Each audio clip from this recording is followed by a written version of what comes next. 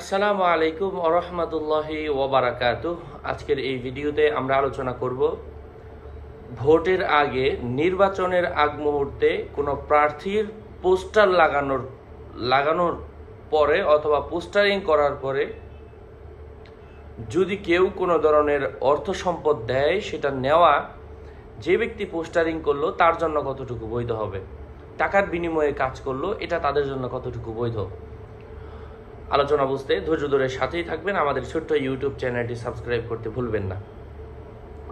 তো এক্ষেত্রে আমি বলবো, ভোটের ক্ষেত্রে মানে নির্বাচনের আগে আপনি প্রার্থীর বিভিন্ন পোস্টারে কাজ করলেন, অথবা তার মাইকিংয়ের কাজ করলেন, অথবা তার প্রচারের যে কোনো ক্ষেত্রে কাজ করলেন, তো এটা অবশ্যই বৈধ রয়েছে। কারণ এখানে আপনি পারিশ্রমিক হিসাবে টাকা নিচ্ছেন, আপনি ভোট বিক্রি করছেন না।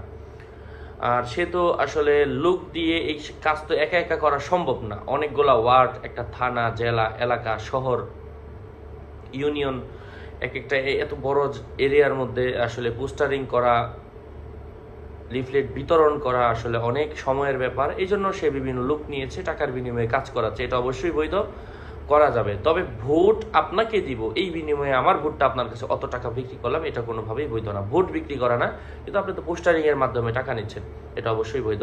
আল্লাহ সুবহানাহু ওয়া তাআলা আমাদের সবাইকে বোঝার তৌফিক দান করেন। এমনই আরও আপডেট পেতে আমাদের সাথেই থাকবেন। আমার পেজ এবং আইডি লিঙ্ক ভিডিও ডিসক্রিপশন বক্সে দেওয়া, আমার ভেরিফাইড চ্যানেলের ডিসক্রিপশন বক্সে দেওয়া। এর বাইরে অন্য কোনো পেজ নাই, আইডি নাই, সাবধান। আমার নাম আর ছবি থাকলে আমি না প্রত্যেকটা ভিডিওতে আমি সাবধান করি, সতর্ক করি। কারণ অনেকেই বারবার বলি, বারবার বলার পরেও সাবধানতা অবলম্বন না করলে এর দায়ভার আমি নিচ্ছি না। আসসালামু আলাইকুম ওয়া রাহমাতুল্লাহ।